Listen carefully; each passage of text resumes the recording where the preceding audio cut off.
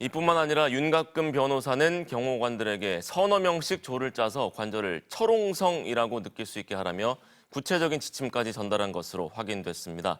경호처는 또 허가도 없이 무단으로 국방부 장관 공관을 점거하고 있는 것으로 확인됐습니다. 류현준 기자입니다.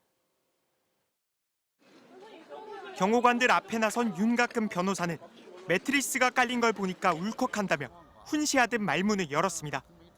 이어 경호처장이나 된 듯 대응 지침을 조목조목 말했습니다. 개별 행동을 하지 말고 서너 명씩 조를 짜서 움직여라. 평소 훈련했던 매뉴얼대로 행동하면 된다. 관저가 철옹성이다라고 느낄 수 있게 하면 한 번으로 끝날 거라고 했습니다.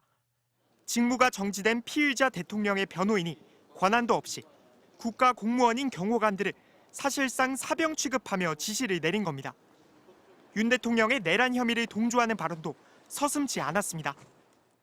우리는 비상계엄이 왜 선포되었는지 공감하고 있고 대통령이 잘하신 거라고 확신을 갖고 있다며 경호관들에게 우리는 가치 공동체가 되어야 한다고 강요한 것으로 확인됐습니다.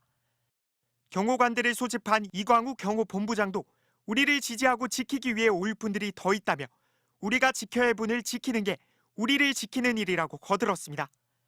정치적 중립을 무너진 경호관들에게 윤석열 대통령 측에 서라고 강요하고 자기들과 운명 공동체가 되어 공권력과의 전면전에 나서라고 주문한 겁니다.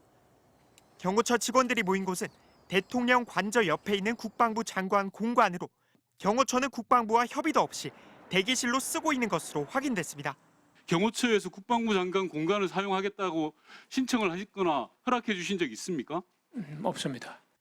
윤갑근 변호사는 미친 듯한 광란의 시기가 지나면 법률적으로 따지는 시간이 온다며 동요하고 있는 경호관들에게 법리적으로 다 변론을 하고 지원하겠다고 안심시켰습니다. 하지만 정작 윤 대통령 법률 자문을 맡고 있는 석동현 변호사는 다음 날 경호처 직원들을 변론해줄 변호사를 찾는다며 보상이 필요한 경우도 있으니 후원할 시민들도 연락 달라고 다급한 모습을 보였습니다. 공직자인 경호관이 직무와 관련해 그것도 피의자를 지키는 대가로 법률 지원을 받는다면 청탁금지법 위반 대상이 될 수 있다는 지적도 나옵니다. MBC 뉴스 류현준입니다.